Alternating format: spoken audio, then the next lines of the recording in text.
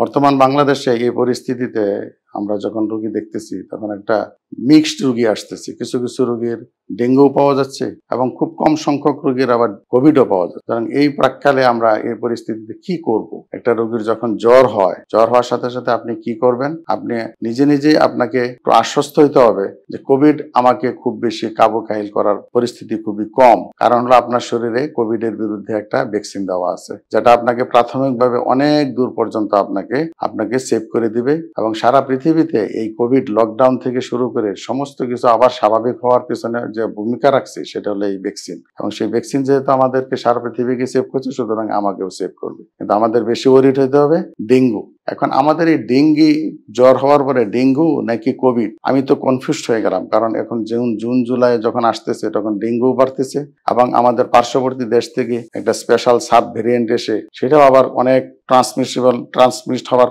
Capacity খুবই বেশি কোভিডের। সুতরাং কোভিডের যে এই ভেরিয়েন্টটা আমাদের দেশে আসছে এবং সেটাও কিন্তু আমরাও বিক্ষিপ্তভাবে রোগী পাচ্ছি। এই অবস্থায় আমি বলবো যে আপনি যে কোনো একটা হাসপাতালে ট্রায়ালে যাবেন।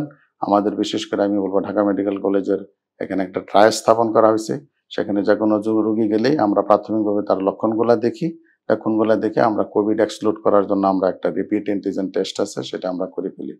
রিপিট অ্যান্টিজেন টেস্ট করে আমরা বুঝে ফেলবো যে তার কোভিড হলো কি হলো না। যদি না হয়ে থাকে আমাদের কোনো ওরিড হওয়ার কারণে, যদি হয়ে থাকে তখন আমরা আরটিপিসিআর করে আরো কনফার্ম হব। কিন্তু এই এর মাঝখানে আমরা অবশ্যই মাথায় রাখতে হবে যে এখন পিক সিজন হলো ডেঙ্গি।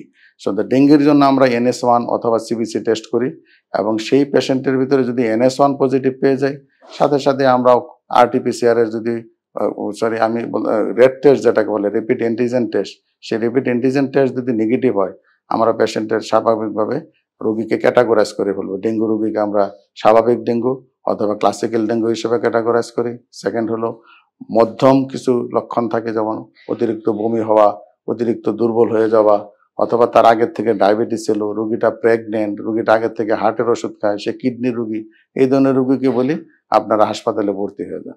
আরেক ধরনের পেশেন্ট আমরা ডেঙ্গির পাই অত্যাধিক দুর্বল হয়ে গেছে এবং সে তার ভিতরে শকের সিমটম চলে আসছে, তখন রোগীকে আমরা ইনভেরিয়েবলি অবশ্যই তাকে হাসপাতালে ভর্তি করে দিই।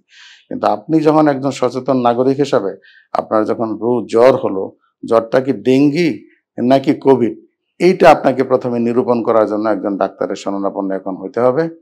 নিজে নিজে আপনি বুঝবেন না, তবে আপনাকে কিছু গাইড আপনাকে দেওয়া যেতে পারে। যেমন ডেঙ্গুর জ্বরটা হঠাৎ করে হবে এবং পারসিস্ট করবে 1 দিন 2 দিন 3 দিন এবং অতি জ্বর হবে, 103, 4, 5 পর্যন্ত হবে। পেশেন্ট অত্যাধিক মাথা ব্যথার কথা বলবে, গায়ে ব্যথার কথা বলবে, কিন্তু গিরার ব্যথা খুবই কম বলবে। এখানে আরেকটু বলা বাহুল্য, আমাদের দেশে কিন্তু চিকুনগুনিয়াও আছে। সুতরাং কোভিড এবং ডেঙ্গু বলতে যে আমি চিকুনগুনিয়াকে একটু মনে করাই দিতে চাই। আমাদের দেশে কয়েক বছর আগে যখন চিকুনগুনিয়া বেশি ছিল তখন আমরা ডেঙ্গুর কথা ভুলে গেছিলাম। সুতরাং চিকুনগুনিয়া এখনো কিন্তু বিক্ষিপ্তভাবে আছে এবং সেই চিকুনগুনিয়া যদি হয়ে থাকে সেই জ্বরের সাথে অত্যন্ত গিটা ব্যথা হবে। আপনার জয়েন্টগুলি অত্যাধিক নাড়াচাড়া করা যাবে না। অনেক সময় রোগীকে হুইল চেয়ারে করে আমাদের চেম্বারে বা হাসপাতালে নিয়ে আসে, এত তীব্র ব্যথা হয়। সুতরাং ওই চিকুনগুনিয়াও আমার মাথায় রাখতে হবে, কোভিডও মাথায় রাখতে হবে এবং আমাকে ডেঙ্গিও মাথায় রাখতে হবে। সেজন্য সঠিক পরামর্শ হলো যে লক্ষণ দেখে যদি আমরা বুঝি অতিরিক্ত জ্বর, তীব্র মাথা ব্যথা, গায়ে ব্যথা, শরীরে চুপচুপ লাল লাল দাগ পড়ে গেছে অথবা র্যাশ হয়ে গেছে, আমরা চিন্তা করবো ডেঙ্গু হওয়ার প্রবণতা বেশি। অথবা জ্বরের সাথে তীব্র ব্যথা কিন্তু এটা গিরায় জয়েন্টের ভিতরে, রোগী নিজেই বুঝবে যে আমার এই হাতের এই গিরাটা, পায়ের গিরাটা বা হাঁটুটা অথবা পায়ের গুছায় প্রচন্ড রকম ব্যথা, আমি হাঁটতে পারি না, তাহলে আপনাকে চিকুনগুনিয়া বুঝতে হবে। আর এই দুটোর মাঝখানে কোভিড যখন চিন্তা করবেন তখন মনে করবেন এই কোভিডের ভিতরে তীব্র জ্বর হওয়ার প্রবণতা খুবই কম এবং এই ভেরিয়েন্টের ক্ষেত্রে দেখা যাচ্ছে বেশিরভাগ ক্ষেত্রে রোগীগুলির অল্প অল্প মৃদু মৃদু জ্বর থাকবে, কিন্তু এই পেশেন্টের উপরের দিকের যে আমাদের respiratory track, upper respiratory track বলা, নাক দিয়ে পানি আসা, গলা ব্যথা হওয়া, খুসখুস করে কাশি হওয়া, এই জিনিসগুলি আমাদের একটু বেশি হবে এই কোভিডের পেশেন্টের ক্ষেত্রে। এই ভেরিয়েন্টের ক্ষেত্রে আমরা যেসব পেশেন্টগুলি হারাইছি সে কোভিডের ক্ষেত্রে সেগুলো আমাদের লাংস ইনভলভমেন্ট হইতো, লাংসে নিউমোনিয়া হয়ে লাংস নষ্ট করে দিত, অক্সিজেনের অভাবে মারা গেছে। কিন্তু এইবার যে কোভিডের ভেরিয়েন্টটা, এটা আমরা ফরচুনেটলি দেখতেছি যে এটা ট্রান্সমিট হচ্ছে একজনের কাছ থেকে আরেকজনের বেশি পরিমাণে যাচ্ছে, কিন্তু এই রোগীগুলির তীব্রতা খুব কম, নিউমোনিয়া খুব কম করে, এরা শুধু হাসি কাশি এরকম করেই হয়তো দেখা গেল 2, 4, 5 দিনের ভিতরে ভালো হয়ে যায়। কিন্তু আরেকটা ইনফরমেশন এখানে দেওয়া ভালো যে আমাদের এখানে কিন্তু কোভিডের পেশেন্ট যেগুলা থ্রু আউট দ্য ইয়ারে আমরা পাইছি, সারা বছরে আমরা যখন নিউমোনিয়ার পেশেন্ট দেখছি হাসপাতালে ভর্তি হয়েছে, আমাদের যখন এক্স-রে দেখে অথবা সিটি স্ক্যান দেখে আমরা কোনো রকম একটা সন্দেহ দিছি, তখন আমরা আরটিপিসিআর আমরা করে দেখছি কোভিড আছে। সুতরাং কোভিডকে মাথা থেকে ভোলা যাবে না, কোভিডকে কোনোভাবেই আমাদেরকে ইগনোর করা যাবে না। আমরা যখন কোনো জ্বর হবে তখন অবশ্যই আমরা কোভিডটাকে এক্সক্লুড করার চেষ্টা করব।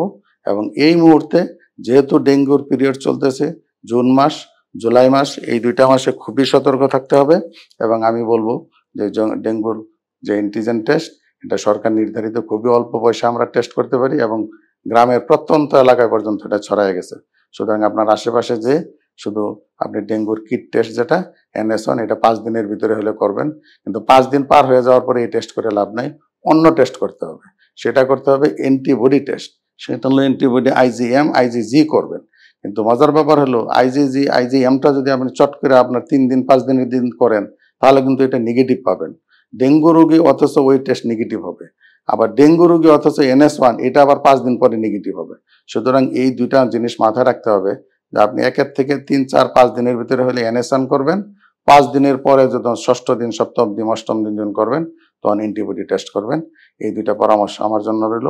আর ডেঙ্গু কোনো আতঙ্ক নেবেন না, ডেঙ্গু হলে সঠিকভাবে আপনি ডাক্তারের পরামর্শ থাকেন, খারাপ লক্ষণগুলির দিকে আপনি খেয়াল রাখবেন। কোভিডের ব্যাপারে একেবারেই চিরাচরিত নিয়ম, আমরা প্রত্যেকেই মাস্ক পরতাম, প্রত্যেকেই আমরা ডিস্টেন্স বজায় রেখে চলছি, আমরা এটা তো অভ্যস্ত হয়ে গেছিলাম।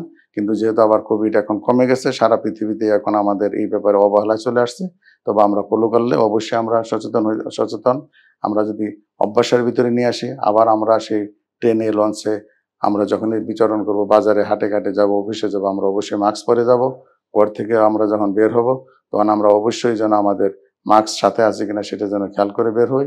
এবং মাস্কের সাথে সাথে আমি বলবো, অনেকেই যদি ভ্যাকসিনের ব্যাপারে কোনো যদি দেখা যায় যে 2-1টা ভ্যাকসিন, অনেকেই আমি দেখছি যে 1টা 2টা ডোজ নিছে এরপরে আর নেয় নাই। তো এই ব্যাপারে সরকারের হয়তো নির্দিষ্ট কোনো একটা প্ল্যান আমাদের যতটুকু মনে হয় আছে, যারা হেলথ রিলেটেড কাজ করবে, যারা বেশি এক্সপোজ হওয়ার সম্ভাবনা আছে, যেমন ডেঙ্গু রোগীকে, কোভিড রোগীকে যারা ট্রিটমেন্ট দেবে, ডাক্তার নার্স অথবা হাসপাতাল ওয়ার্কার যারা আছে, তাদেরকে হয়তো আবার আরেকটা বুস্টার ডোজ দেওয়া যায় কিনা এই ব্যাপারে মনে হয় প্রক্রিয়াধীন আছে, সরকারের এই ব্যাপারেও দৃষ্টি আছে। সুতরাং কোভিড বা ডেঙ্গু কোনো কিছু নিয়ে আতঙ্ক নয়, আতঙ্ক নেবেন না, এটাকে মোকাবেলা করবেন নিজের বুদ্ধিমত্তা, নিজের প্রজ্ঞা দিয়ে চেষ্টা করবেন। আশেপাশে সব জায়গাতেই আমাদের ডাক্তার কমিউনিটি আছে, গ্রামে গঞ্জেও আমাদের পাশ করা MBBS ডাক্তার অন্তত আছে, তাদের শরণাপন্ন হন এবং তাদের সাথে পরামর্শ করে আপনি সঠিক সিদ্ধান্ত নিন।